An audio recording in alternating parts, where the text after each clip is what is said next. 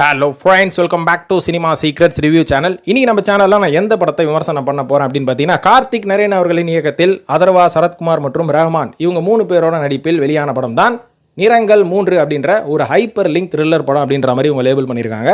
இந்த படத்தோட கதை எப்படி இருக்குது அப்படின்னு பார்த்தீங்கன்னா, ஃபர்ஸ்ட் ஈசன் படத்தில் நடித்த அந்த சின்ன பையன் பெரிய பையனாக வளர்ந்ததுக்கு அப்புறமா இந்த படத்தில் வந்து நடிக்க வந்திருக்கிறாரு. அவரோட பேர் வந்து துஷ்யந்த் தான். ஸோ துஷ்யந்த் அவர்கள் ஒரு ஸ்கூல் பாயாக இருக்கிறாரு. இவங்க ஸ்கூலில் இவங்க கிளாஸ்லேயே படிக்கிற பொண்ணு தான் அம்மு அபிராமி அவர்கள். ஸோ இவருக்கு அம்மு அபிராமி மேலே ஒரு சின்ன க்ரஷ், அந்த ஸ்கூல்லேயே க்ரஷ் டெய்லி பார்த்துக்கிறாரு. இப்படியே போயிட்டு இருக்கும்போது திடீர்னு பார்த்தா ஒரு நாள் அம்மு அபிராமி ஸ்கூலுக்கு வரவே இல்லைங்களாங்க.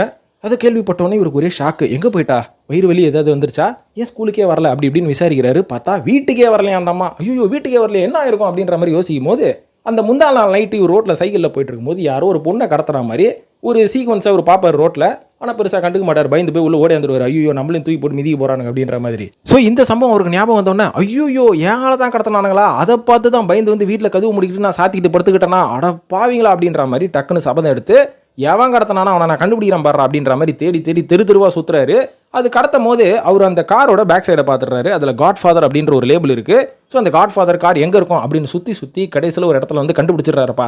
கண்டுபிடிச்சதுக்கு அப்புறம் அந்த வீட்டை கதவு தட்டி உள்ளே போய் யாரா இருக்கிற, யாரா நீ கடத்தினவன் அப்படின்னு பார்த்தா செம போதை ஆகாது அப்படின்ற மாதிரி அதர்வா அவர்கள் செம போதையில் உள்ளகிறாரு. உடனே கட் பண்ணா நான் லீனியர்ல இந்த கதை மறுபடியும் அதர்வாவோட பாயிண்ட் ஆஃப் வியூல இருந்து ஆரம்பிக்குது. இவர் யாருன்னு பார்த்தீங்கன்னா, இவர் ஒரு கம்ப்ளீட்டான ஃபிலிம் மேக்கர்.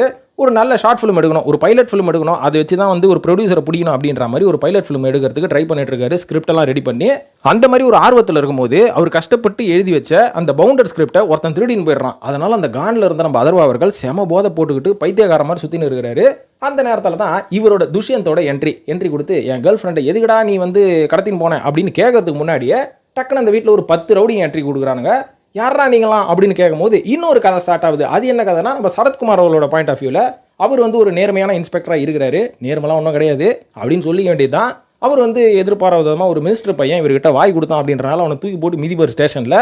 அவனோட ஆளுங்க, சரி என் பையனை தானே நீ மிதிக்கிற, உன் பையனை நான் மிதிக்கிறேன்னு அதர்வா அவர்களை மிதிக்க போயிட்டாங்க. ஏன்னா சரத்குமார் அவர்களோட பையன் தான் அதர்வா அவர்கள். இதற்கு இடைப்பட்ட காலத்தில் இந்த 3 பிரச்சனை வந்ததுக்கு அப்புறம் அம்மு அபிராமி அவர்கள் தொலைந்த பிரச்சனையை நாம மறந்துடுறோம். இப்படி ஒரு பொண்ணு தொலைஞ்சதுல இதை தேடி தானே இவன் வந்திருக்கிறான் அப்படின்றத அவனும் மறந்துடுறான். இப்படியே தான் கதை போயிட்டு இருக்கும்போது எல்லாரும் ஒரு பாயிண்ட் ஆஃப் வியூ யோசிக்கிறானுங்க. ஆமா நீ எதுக்கு என்ன தேடி வந்த அப்படின்னு அதர்வா கேட்க, அதுக்கப்புறம் தான் அந்த பையன் சொல்கிறான், நீ என் கேர்ள் ஃப்ரெண்டை திருநல்ல, சரி டூயின் பேட்டெல்லாம் கடத்தினல, ஏன்டா அப்படின்னா, நான் படம் எடுத்துன்னு இருந்தேயா, அது உன் கேர்ள் ஃப்ரெண்டெல்லாம் கடத்தல, ஒரு நடிகையை கடத்தின அப்படின்னும் போது இவனுக்கு 2 பேரும் உட்காந்து டீகளில் யோசிக்கிறானுங்க. அப்போ எங்கே என் அம்மு அபிராமி அப்படின்னும் போது ஒரு திருடன் வந்து நடுவில் வரான். அவன் வந்து சரத்குமார் அவர்களால் கொஞ்சம் பிரெயின் வாஷ் செய்யப்பட்டு அதர்வா அவர்களோட கதையை திருடி இப்படியே கதை போதுங்க. அதுக்கப்புறம் அம்மி அபிராமி எங்கே தான்ப்பா, யார் தான்ப்பா கடத்தினா, நம்ம சரத்குமார் கடத்தினாரா, இல்லை அவங்க அப்பா ரஹ்மானே கடத்தினாரா, இல்லை இந்த ஸ்கூல் பையனை கடத்தி வச்சுட்டு ஏதாவது போய் சொல்கிறானா, இல்லை அதர்வா தான் போதையில் கடத்திட்டாரா அப்படின்ற மாதிரி ஒரு குழப்பத்தில் போகுது. கடைசியில் யார் கடத்தினா, எதனால் கடத்தினாங்க அப்படின்றது தான் இந்த படத்தோட மீதி கதை. இது வந்து ஹைப்பர் லிங்க் த்ரில்லராம்பா. இதெல்லாம் ரைட்டு. இந்த படம் ரிலீஸ் ஆனப்போ நான் தேட்டரில் பார்க்கல, இப்போ ஓடிடியில் ரிலீஸ் ஆனவொன்னு பார்த்தேன். இந்த படத்தோட பிரச்சனை என்னன்னு பார்த்தீங்கன்னா, இந்த படத்தோட பிரச்சனையே இந்த கதை தான். இது ஒரு கதையா அப்படின்ற மாதிரி கேட்டிங்கன்னா, கதை அப்படின்ற மாதிரி தான் நம்ம கார்த்திக் நரேன் எடுத்திருக்காரு. இது துருவங்கள் 16 முதல் படம் அப்படின்னு சொல்லி கொஞ்சம் மெனக்கெட்டு அந்த படத்தை கொஞ்சம் நல்லா எடுத்தனால கமர்ஷியலாக அந்த படம் சக்ஸஸ் ஆயிடுச்சு. இதுக்கப்புறம் இவர் எடுத்த இந்த மாஃபியா அப்படின்ற ஒரு படம் எந்த லட்சணத்தில் இருந்தது நீங்கள் பார்த்துருப்பீங்க. அதுக்கப்புறம் நரகாசுரன் வெளியே வெளில வந்து அட்டர் ஃப்ளாப் தான் அப்படின்ற மாதிரி இந்த படத்தை பாதியிலே மூட்டை கட்டிட்டாங்க. இதுக்கப்புறம் மாறன் தனுஷ் வச்சு ஒரு படம் எடுத்தார். அதோட தனுஷ் அவர்களோட கெரியர் டிப்பில் போயிடுச்சு. ஸோ இந்த மாதிரி டப்பாங்கூத்து டப்பா கதையெல்லாம் எடுக்கிறவர் தான் நம்ம கார்த்திக் நரேன் அப்படின்ற மாதிரி இனிமேல் நம்ம லேபிள் பண்ணிடலாம். ஏன்னா இவர்கிட்ட வெறும் டெக்னாலஜி மற்றும் இன்னைக்கு இருக்கிற டெக்னிக்கலான விஷயங்களை மட்டும் யூஸ் பண்ணி இவர் படம் எடுக்கிற நாலேஜ் இருக்கிறனால இவர் ஒரு நல்ல கான்டெக்ட்டை கொடுக்குறவர், நல்ல கண்டென்ட்டை கொடுக்குறவர் அப்படின்ற மாதிரி நம்ம முடிவு பண்ணி இவரோட படத்துக்கு போய் பார்க்கக்கூடாது.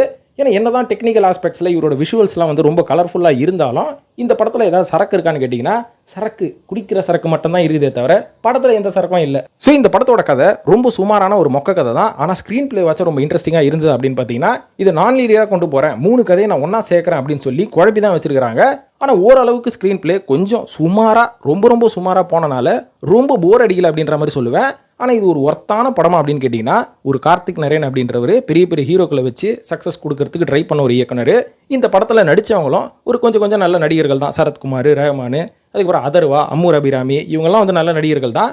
இவங்களை வச்சு ப்ராப்பரான ஒரு ஸ்க்ரீன் பிளே பண்ணி நார்மலான ஒரு கதை எடுத்திருந்தாலே, நார்மல் ஸ்க்ரீன் பிளேல, ஏன்னா கதையே நார்மலான கதை தான், அதை நார்மல் ஸ்க்ரீன் பிளேல எடுத்திருந்தாலே இது ஒரு த்ரில்லரான படம் அப்படின்ற மாதிரி நம்ம சொல்லியிருக்கலாம். ஆனால் இதை என்னென்னமோ பண்ணுறேன், கிளைமேக்ஸில் ஒரு சென்டிமெண்ட்டை போட்டு உங்கள் எல்லாரையும் வீட்டுக்கு அழுதுகினே அனுப்புகிறேன் பாருன்னு ட்ரை பண்ணார். ஆனால் காண்டா தான் ஆச்சு எல்லாருக்குமே. எதுக்குடா இப்படி கிளைமேக்ஸு, அதுக்கு ஆரம்பத்துல இருந்தே படத்தை கொஞ்சம் இன்ட்ரெஸ்டிங்காக கொண்டு போயிருக்கலாம்ல அப்படின்ற மாதிரி யோசிக்க தோணுச்சு. ஸோ இந்த படம் எப்படி இருக்குது அப்படின்னு கேட்டிங்கன்னா, அதான் இவ்வளோ சொல்லிட்டேன், இதுக்கப்புறம் எதுக்கு கேட்குறீங்க? இந்த படத்தை வந்து ஒரு தடவை பார்க்கணும்னு ட்ரை பண்ணிங்கன்னா பாருங்க. இந்த படத்துக்கு சினிமா சீக்ரெட்ஸ் கொடுக்கக்கூடிய ரேட்டிங் 5க்கு 2.5.